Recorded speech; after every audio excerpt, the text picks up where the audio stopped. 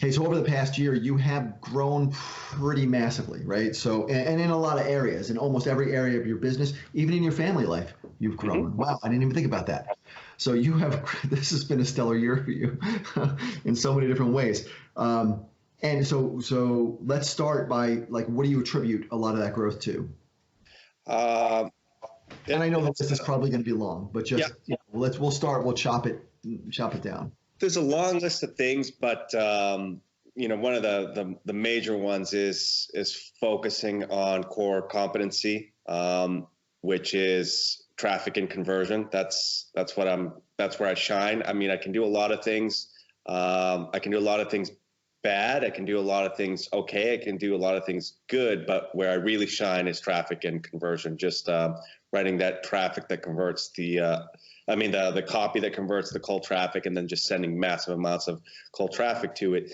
And the other thing too, which ties in directly to this, is just in general, with your help, just becoming a better leader, because this allows me to work with my team and to build my team, to offload those things that I am bad at, or maybe I'm fair at, and it's not the best use of my time. So I would say those are two of the biggest things that that have had the most impact on this year's growth.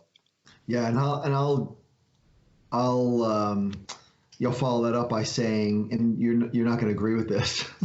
I'm biting my tongue as I go through it, but I believe you're an amazing leader, and I don't believe you believe that yet. But you have great leadership inside of you. The very first step of being a great leader is kind of leading by example, which means staying inside your box, inside of your company. What are you super good at? We're all super good at a few things, and that's the core competencies that are inside of our quote unquote job description as CEOs. Mm-hmm. and however, as entrepreneurs, as CEOs, the hardest thing is staying inside that box, because we have, what is that called? It's an ego. Yeah, so we have an ego, and it forces us outside that box quite often, because it's just easy. Like when we want to expand, well, I could do that stuff. I could expand. I could push the company in that direction. And then in order to do that, we have to come outside, whether it's negotiating or acquiring another company or whatever that is outside of that box. It takes us out of here. And when we are out of our box, or really any of our leaders are outside their box, the engine goes slower. Yep. It gums things up, and it sucks, right? And then we all sit back and we look and we have a meeting and we say, well, what the hell? We were going like this. Then all of a sudden we hit this obstacle, and we're not as strong anymore. So I know when you and I first met, we had this conversation, and you wanted to be a better leader. You wanted to stop doing everything that you were doing. And it took several phone calls before we actually nailed down the fact that, man, every single time you talk about traffic, native ads, or anything having to do with that, converting, you lit up. Like you literally, it was like watching a kid talk about something. And then you talk about your warehouse and the team inside of the warehouse, and you would just get this darkness over you. Right. Because there's anything bad with them, but just right. Because fun. Again, I can go in there and I can take over operations. I mean, Violet and I built the whole operation from the ground up, the fulfillment. And sometimes it could be fun where you're going in there and you tune out the world and you got your headphones on and you're packaging stuff and you're not thinking about all these other things that are the pressure crushing you from the outside. But again, it's not something that it's an occasional good break, but it's not something that is the core competency and what's really going to move the needle forward. So it gets cumbersome, it gets tiring, and for somebody else on the team, they love it. Like they absolutely thrive in that environment. Not myself.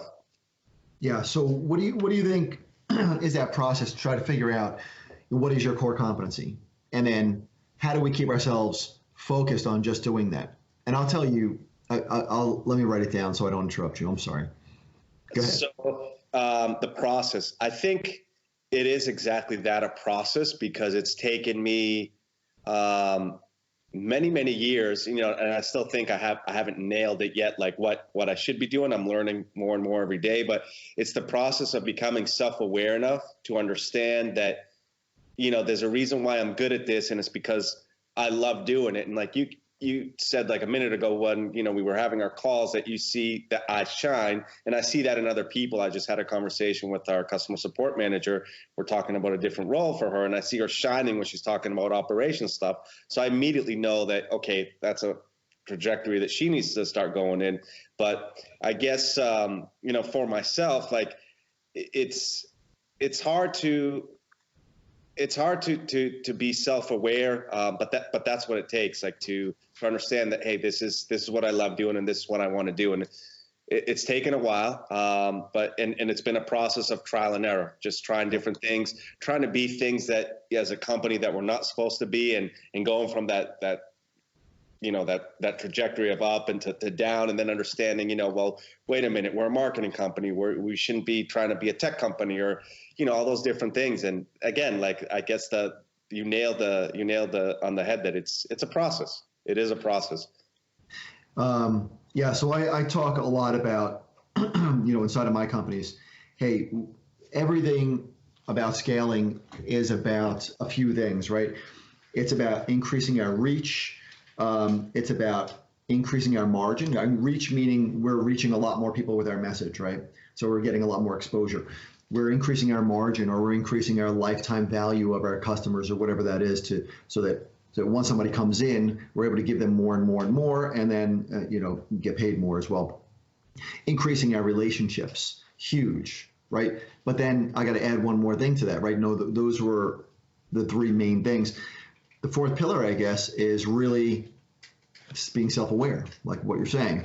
And at my most productive days are always the days where I catch myself and I stop myself from doing the small stuff.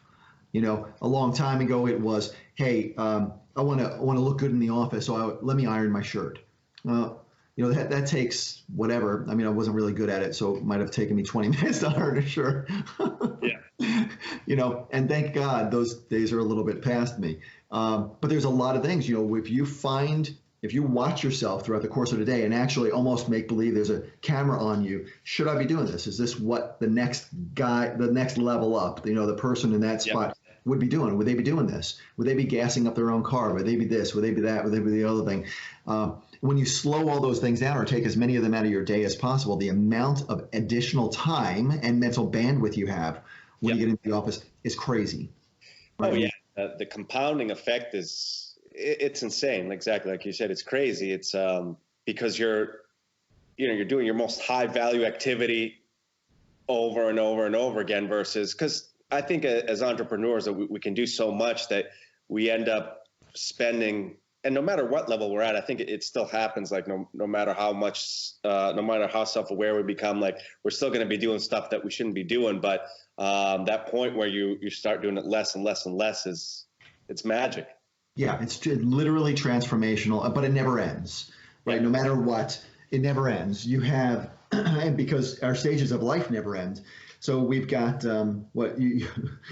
we've got, and this is going to make you laugh, the analogy, but we go through, and we're as you and I guys, I mean, obviously, high testosterone in the early part of our career, and we just push and push and push, and we don't care how late we work.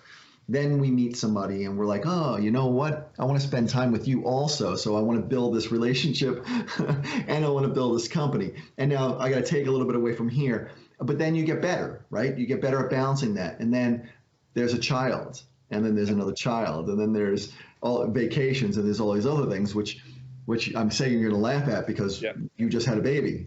Yeah. Yeah. I mean, it's crazy to think back that we had so much time and we didn't have kids. Like, I'm just stunned by how we must have been wasting a lot of time, because the productivity that we have now with the two kids, I can't imagine if we didn't have the two kids, like with this mindset too. It goes back to what we talked about, that process of becoming more self-aware, but like how much more we could do. And it's like you said, I think you create a different baseline, and you learn to balance things out, and then it becomes the new normal, and you push harder and you make everything work.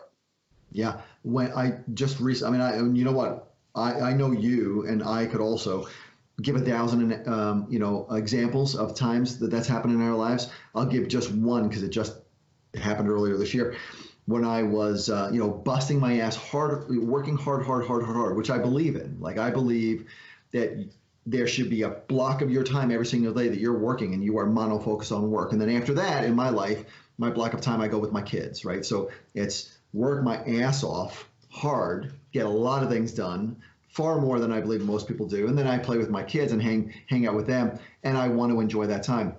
But earlier this year, I was selling stock in a large amount of stock inside of this company that I owned and exiting from it completely. And that was just a mind fuck. Like literally so much stuff had to happen every single day. And it wasn't just so much stuff, but then so many things that I had to think through and then dealing with attorneys and dealing with, craziness on the other side. And it was weird, and it was usurping so much time that in order to keep, things moving forward with the companies, I had to become far more effective in that short period of time that I could still really work.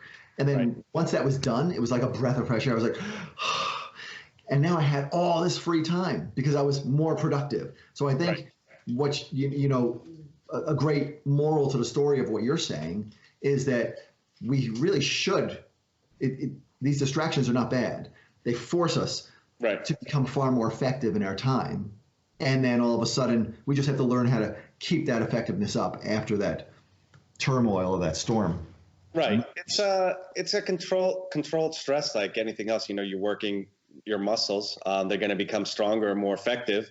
And like you said, you gotta keep it up. Because just like your muscles, if you stop working out even for a week or two, you're going to start to feel softer, or you're not going to be definitely as strong. And the same thing goes with productivity. It's a muscle. It needs to be constantly exercised, constantly pushed. There are limits though, because as like we tend to push too hard sometimes. It can affect relationships. It can affect health. So you got to find that balance of just enough stress to get to to maximize output, but not too much so you're pedaling backwards. Yeah, and being a detriment to everything else in your life. So let's talk about that. The distractions that come up in in an entrepreneur's life, because there's a lot. And by the way, like we said before, not bad. Like most distractions are not bad, but there are a lot of distractions. Mm-hmm. So distractions and then how we overcome them, I think, probably a super valuable thing to discuss.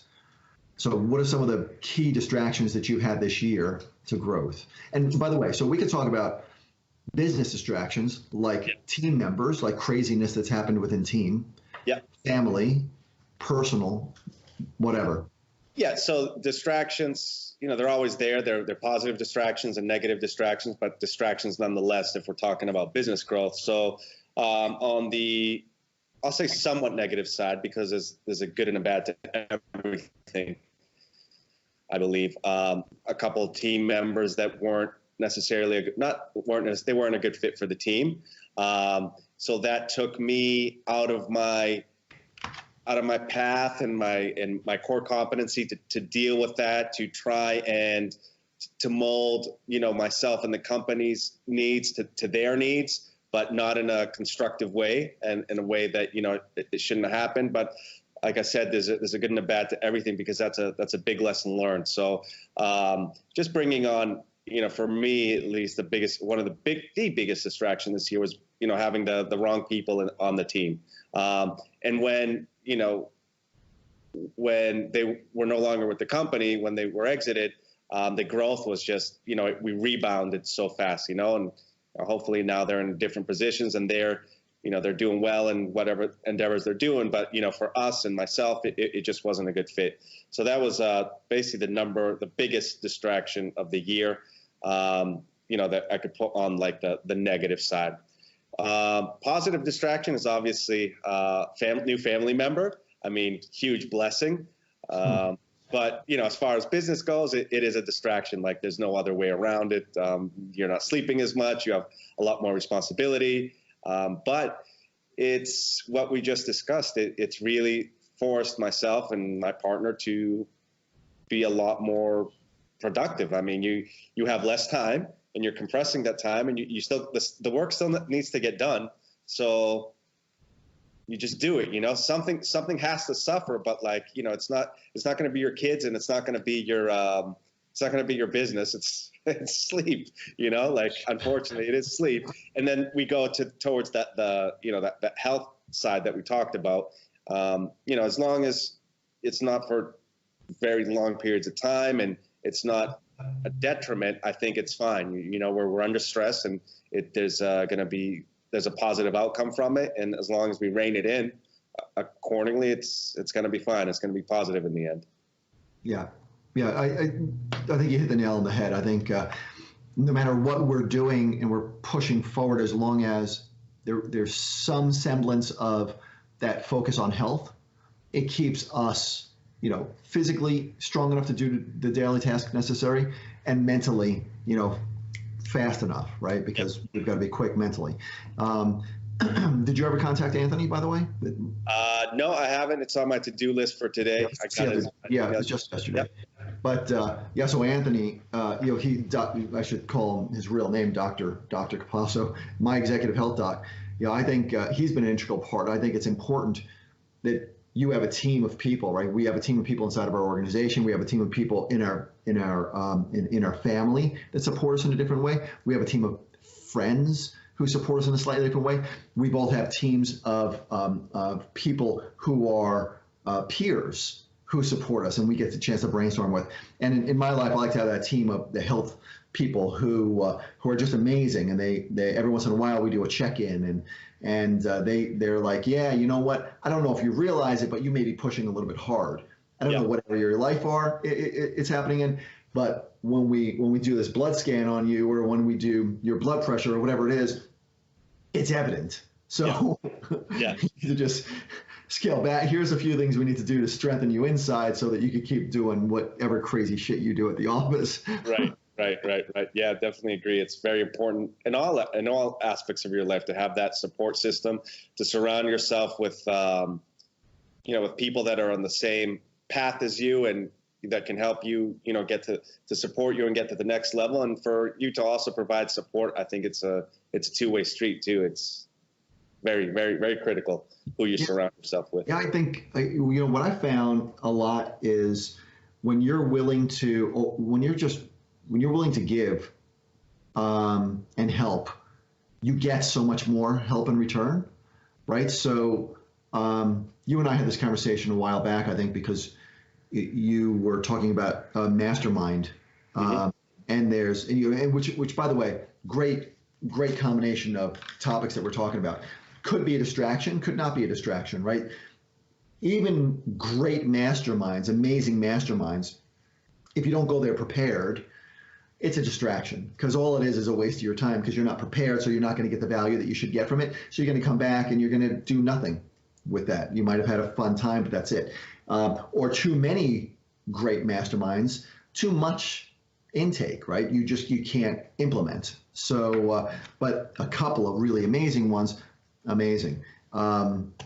Anyway, so I forget where I was going with that, but support in each area of your life, the friendship support, the mastermind support, I think is tremendous. But when we become this giver, where we go to a mastermind and we give, or when we sit down with friends or board, when you sit down with your board or somebody like that, and you're literally there to get, however you put yourself in this position that you're giving, you end up getting so much more. And these people go out of their way to literally help, because it's now a team effort to help each other.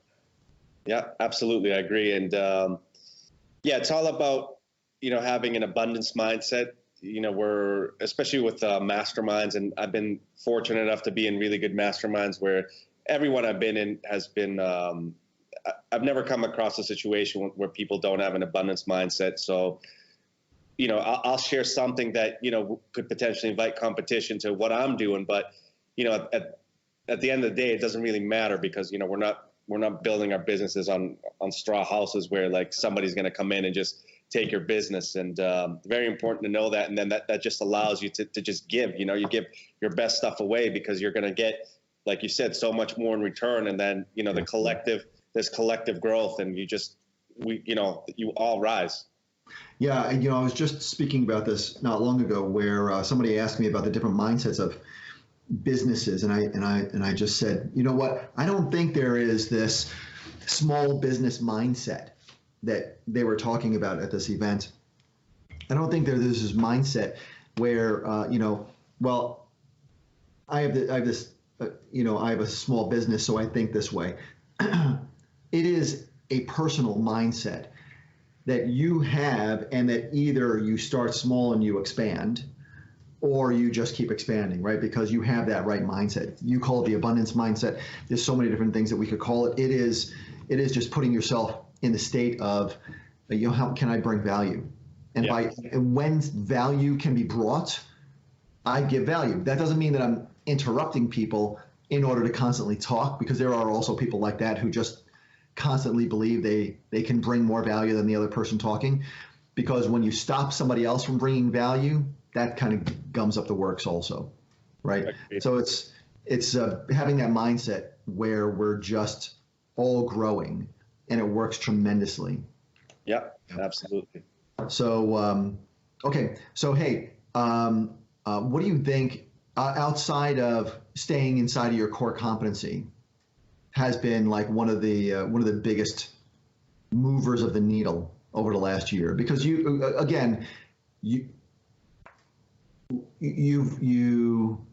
had this trajectory like this, which is amazing, and then this past year it seems to get much more smooth. You seem to like, we've only known each other for about a year, right? Somewhere around there. Not even a year. Yeah, and you just seem so much happier with what you're doing. And it's not like, oh my God, look at it, everything's roses. It's like, I'm driven. Here's the list of things I want to talk about. Boom, boom, boom, boom, boom, boom. And there's no silence, because there's just so much growth. It's not like, here's the list of problems that I have, Chris. How could you help me solve them? It's like, here's the shit that's going great. Like, let's just plus on this and just keep it moving. Yeah. So you're asking basically, what is it that's, Yeah, what do you think? What are some of the small things that you believe outside of staying inside your box? Yeah. Right? Because that's a big one. But I could sum it up in one word. It's clarity. It's clarity of vision and understanding. Like, so the reason why the growth is happening so fast, because I finally understand where I'm going and what I need to do. There's no question. I mean, there's always questions, right? I don't know everything, but I know, like I was saying before, we're not trying to become a tech company, or we're not trying to do what this colleague is doing, or another, friend in the industry, because, that's working for them. Like, I finally understand what works for myself and for my company and my team.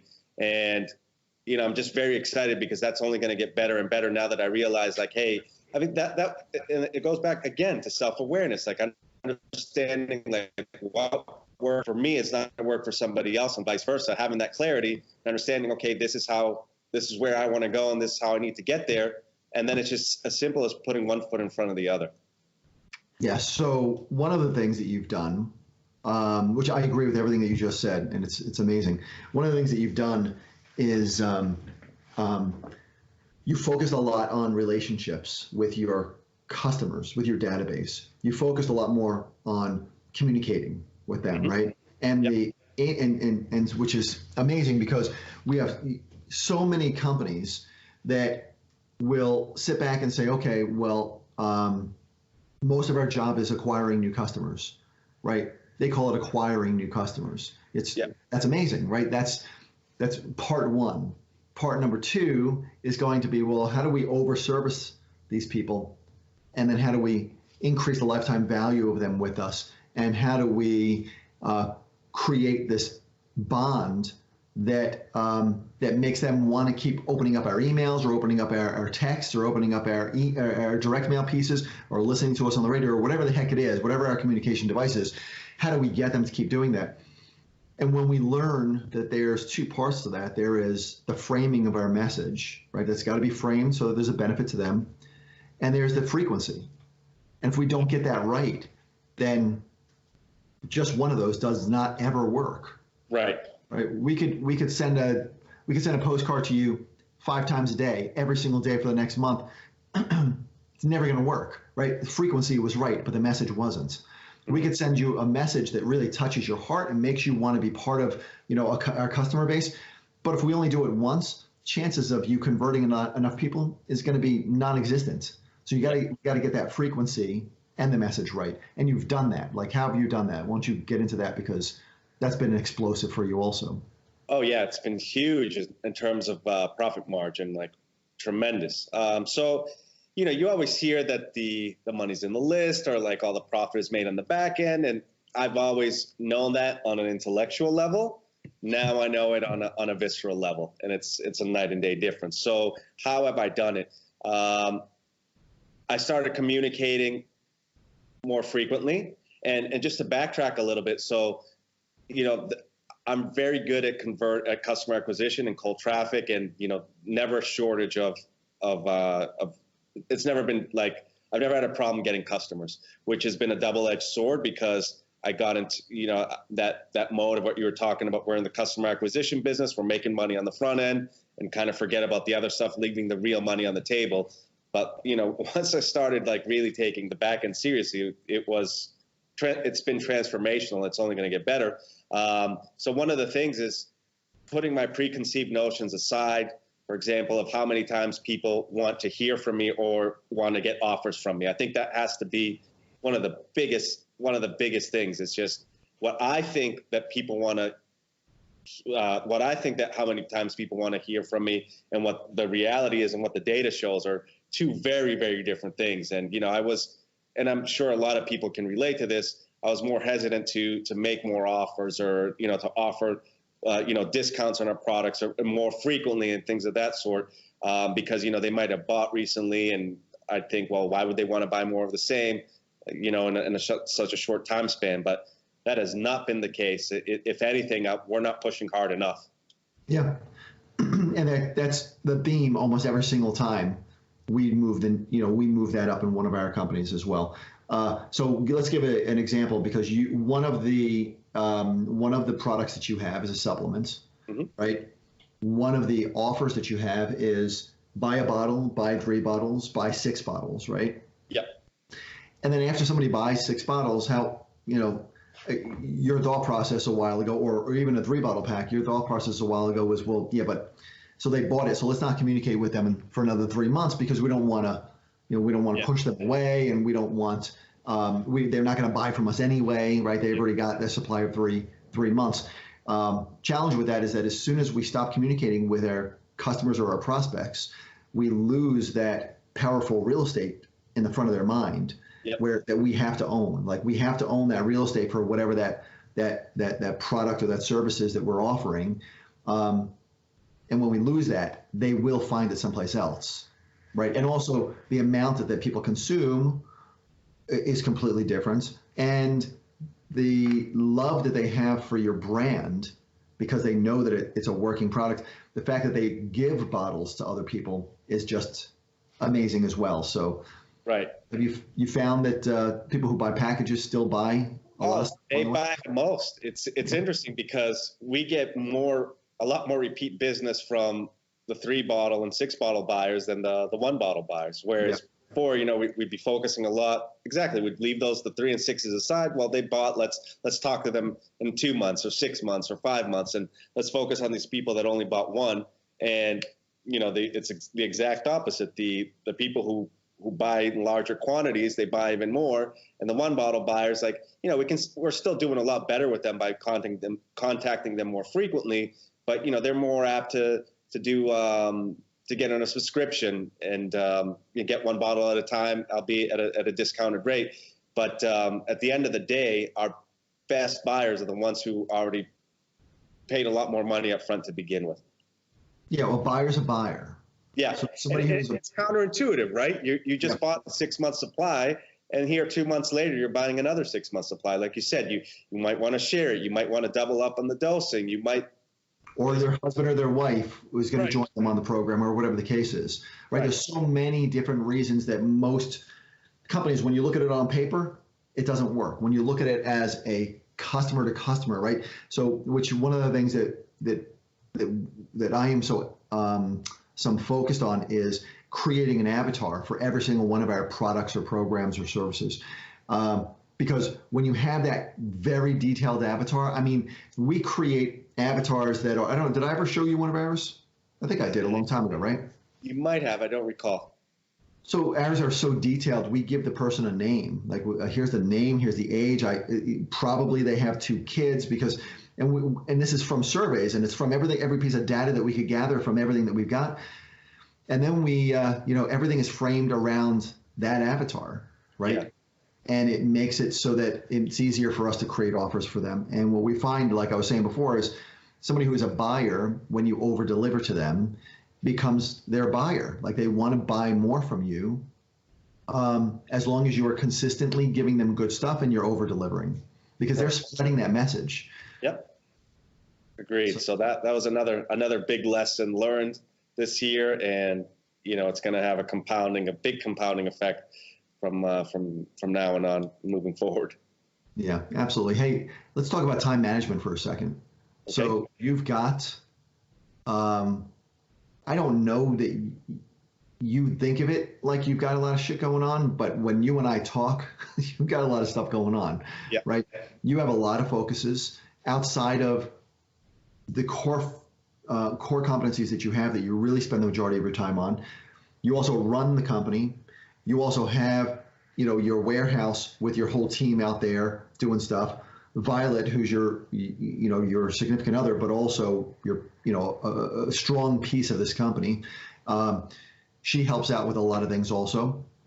And you guys have, a good combination of core competencies. She's real strong in certain areas. You're real strong in other areas. But then you've got family things that you juggle around. You have travel. I mean, there's so many different things that you do. So how do you get it all done during the course of a day? Good question. Well, for one, I'll give Violet a lot of credit because she definitely helps a lot, and a lot of the stuff that I wouldn't necessarily want to be doing and keeping myself organized. So she's a whiz at that, and she jumps on things and she gets them done. So I probably wouldn't be nearly as productive if it wasn't for her. So we can start right there. And then on the other, she gets a recording of this. We'll just clip that up. Right. The other thing I like to do, which it never works out, and I'm constantly refining it, but what I like to do is before I start my day, before I get started in the work, because it can get a little bit crazy, as I'm sure you know, is to write out just on a piece of paper, like the top 5 or 6 things that I want to get done for the day, just so I can scratch them off. And then usually, in addition to, because there's a lot of things that I'm involved in that little things that have to be done here and there, plus major things, but there's always one major focus, for a short period of time. It's like a sprint, whether we're launching a new product or we're working on some copy or whatever it is. So what I like to do is come in and use my most productive time, which is early in the morning, first thing in the morning, block everything off that I need to do after I write that list, say 5 things. Okay, these things that need to be done today. Let me put them aside. Let me get to my major project that I really need to, that's really going to move the needle forward. As soon as I get that done, I'll devote anywhere between 1 and 3 hours depending on what I'm doing. Then I'll switch to doing the tasks that, need to be scratched off with the intent of these tasks. I'm keeping, I'm being cognizant of the fact that a lot of the stuff that I shouldn't be doing. So I'm already in my mind of operationalizing of how I can get these little tasks off my plate so I can bring and spend more time on that thing that I do initially, right? Yeah. So how often do you find the sprint is something other than your core competency?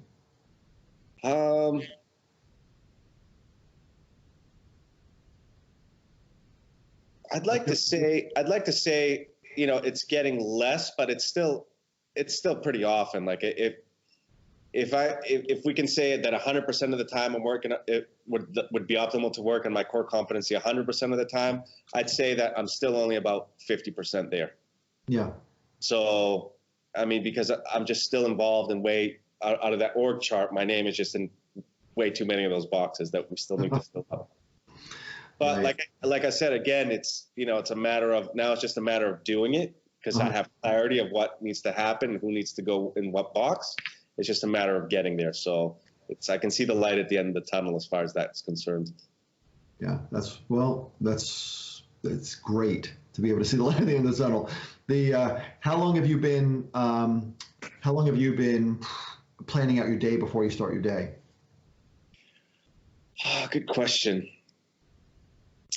I think I've been doing it on and off probably for years, but the problem is it hasn't been consistent. Yeah. So I'd say that this is the year where it's become a lot more consistent. And as we move into the next year, I'd like it to become even more consistent, that like tying in those to-do lists every day to, what we've discussed, like I think on one of our initial calls, like how you have like, the quarterly goals and, yearly goals, and then what needs to happen to accomplish these goals. And then you get like a huge, 100 things on your to-do list. And then you pick at it every day. Like, I think that's a great way to organize yourself and to really have good time management, because that's, you can always sneak things into your to-do list that might not necessarily be, they might be good to do, but they could take you away from that very important goal.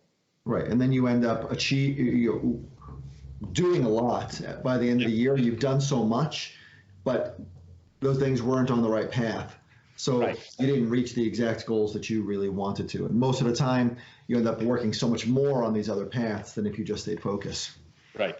Hey, so a lot of things that we're talking about, I'm sure have an undertone that came from someplace. So did you have any mentors? I'm not talking about now, but did you have any mentors early on in your life that moved you in this direction, like to entrepreneurialism?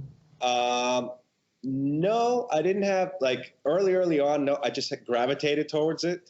Yeah. I gravitated towards entrepreneurship without even knowing what that was. So I think at age 12 or 13, I picked up a book on programming C, and I taught myself how to code. And I set up a bulletin board system, which was like the internet, pre-internet. And, I had at the time about 120 users, which was hard to get because, people have to dial into your modem. It wasn't like going on Google and search to find things. So I just always had a knack for creating things. And I loved that whole process of creating things and building a community around something like that. But I'd have to say, as far as business goes, like my earliest mentors was back in 2012, 2013, one of them being Scott Ruick. The other one is Dan Pena, the guy in the castle in Scotland. So he was one of my first mentors. Yeah, great mentors. Yeah, that's terrific. I mean, still, Dan, he's up there. So we got a lot. We've got a lot to do to be in the castles. Yeah. Hey, so this has been wonderful. I'm really grateful that you spent the time with us. I mean, this is great. I think we went over a lot of good things. Do you have anything that you'd like to end with? Any words about summing up what we've talked about? Yes. So number one, you asked me a little bit earlier how long I've known you, and I said that it's it hasn't even been a year. First and foremost, I'd like to thank you. Really, I really like to thank you because you're not one of my first mentors, but you're my current mentor, and you've made a dramatic difference in the way that this year has gone. It would not have been even close to this level of success or growth had it not been for you. You're always pushing me harder and harder, and in anticipation for the calls. I wouldn't necessarily call it accountability. It's just that I just being able to talk to somebody on your level, I feel makes me a better person, a better business person, and makes me want to push harder. And it's always great to talk to you and pick your brain about stuff that you've already experienced, and you come back at me with advice, which is always good. And nothing beats experience is the best teacher. So even though you'll tell me to do stuff, I might go in and I'll still make the mistakes, but knowing that that you're telling me what I should do and then still making the mistake, the combination of those two things, I think makes the lesson so much better.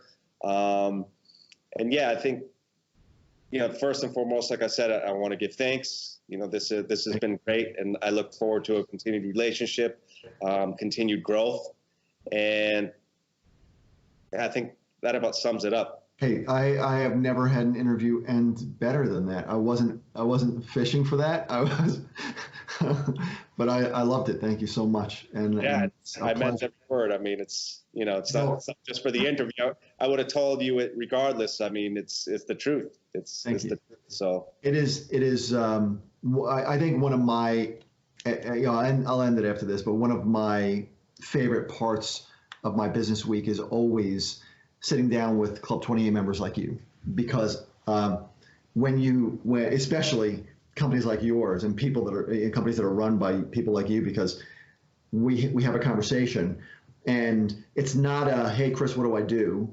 It's a, let's brainstorm through this, and then we come up with this mash of your idea and my idea, and then the next time we talk, you've already implemented everything, and now it's an update, as opposed to showing up and you still haven't implemented things from a month ago, which that stuff doesn't usually happen with Club 28 members, because they're high growth people.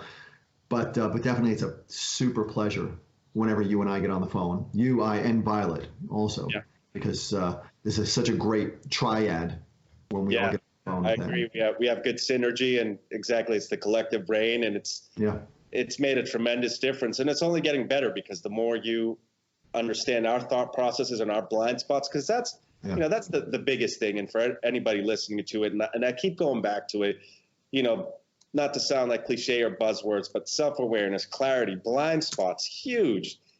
I mean, that's something I didn't mention. I know we're wrapping up, but real quick, something I didn't mention earlier on when we were asking, what are these things about pushing forward and growth? It's like having somebody else point out your blind spots. Like, I can't tell you how many times, we messed something up or made mistakes because of those blind spots, and to have somebody to point them out and say, look, I wouldn't do it that way. I would do it this way because this, and this, because I'm sure at some point in your career, you had the same or similar blind spots, and somebody, and you learned through experience, and now you're coming and pointing them out. So it's great. Yeah, I'm not past the point of scrapes and bruises. Oh, nobody.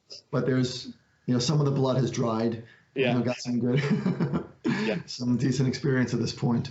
But thank you again, not just for the interview, but for that what we were just talking about. That was wonderful. I really appreciate it. Give my love to Violet, and I hope you have a wonderful weekend. All right, thanks, Chris. You too.